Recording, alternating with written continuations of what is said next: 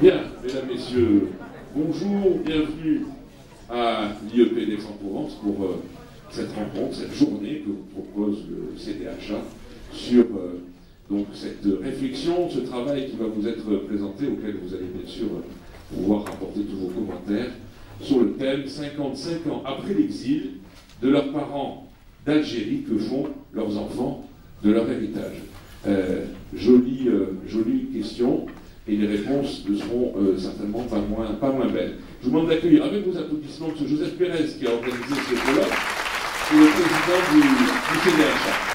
Bien, bonjour à tous, merci d'être là, merci d'avoir fait l'effort d'être là un samedi pas facile, mais pour ceux qui viennent de loin, c'est encore un mérite beaucoup plus important. Donc merci à ceux qui viennent de, on nous a dit 7, Montpellier, Bordeaux, Paris, Limoges, Le Havre, qui dit mieux. On a quelqu'un qui vient d'Australie mais il n'est pas encore arrivé. Mais bon. Donc, en tout cas, merci d'avoir fait ce très grand effort de présence, d'arriver tôt en plus. Et il faut vous dire que pour nous et pour l'équipe du CDHA, c'est une extrême satisfaction que de vous voir aussi nombreux, d'avoir constaté que depuis presque une dizaine de jours, on a arrêté les inscriptions parce que le nombre de places était atteint. Et donc on a malheureusement refusé à un certain nombre de personnes de pouvoir être là. Donc j'espère qu'on n'aura pas trop de défections et qu'on n'aura pas trop de regrets. Mais cette présence, votre intérêt aussi, c'est pour nous une très belle récompense dans l'organisation de cette journée. Je voudrais aussi vous dire que on a peut-être une présence inhabituelle dans nos réunions, avec un certain nombre d'enfants, au sens, avec des guillemets quand même, c'est des enfants qui ont généralement 40 ans ou 50 ans, mais enfin, ce sont des enfants, et en tout cas, ils sont là. Voilà, donc, belle journée, intense journée, je vais vous en dire un mot tout à l'heure.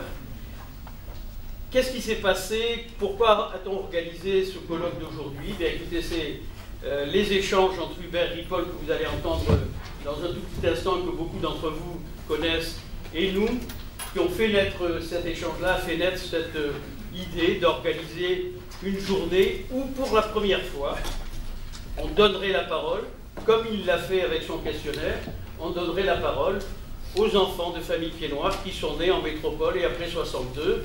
Voilà.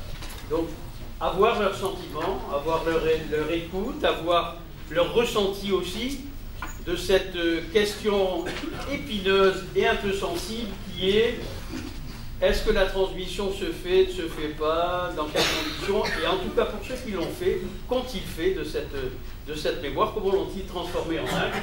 On vous en parlera tout à l'heure et beaucoup plus longtemps. Dernière chose et dernière précision, avant de commencer, je vais essayer d'être bref, pour une fois, diront mes amis.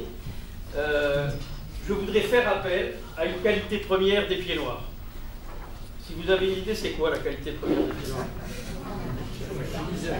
La franchise. Je ne vais pas vous laisser plus longtemps dans l'évocation. La discipline. La qualité première, c'est la discipline. Donc, je vais faire, repos mon général, on va faire appel à votre discipline, à votre sens aigu de la discipline, pour la raison suivante. On a un programme qui est très chargé, comme vous l'avez peut-être constaté, il y a très peu de temps. Il y a des conférences, il y a des échanges dans les tables rondes. Ensuite, la parole vous sera donnée.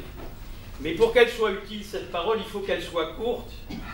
Donc, je sais que tout le monde a envie de parler. Beaucoup nous ont écrit en s'inscrivant en disant « mais moi j'ai quelque chose à dire », bon, très bien, mais ça ne peut pas être aujourd'hui. Posons des questions courtes. À la fin de la réunion, on vous demandera, on vous donnera un document et on vous demandera de nous écrire, par mail si possible, nous écrire pour poser et dire ce que vous avez envie de dire, raconter l'histoire que vous avez envie de raconter. On y répondra, on l'adressera à la personne que vous souhaitez interroger et on y répondra, on vous répondra de manière absolument certaine. Mais essayons, si on peut, d'être relativement synthétique de manière à ce que le maximum de gens puissent s'exprimer. S'il y en a qui s'expriment trop longuement, ça amputera le temps disponible pour les autres. Voilà. Donc je suis sûr que vous serez d'accord avec moi et qu'on va faire un colloque intéressant, on va faire un colloque vivant. On aura ensuite, vous aurez ensuite la possibilité d'avoir un compte-rendu de ce colloque, hein, et peut-être le prolongera-t-on. Alors la prolongation du colloque, ben, c'est vous qui le direz en fin de journée. Est-ce qu'on a totalement épuisé le sujet ou est-ce qu'on ne l'a pas épuisé? Que faut-il encore en faire ou en dire? Voilà.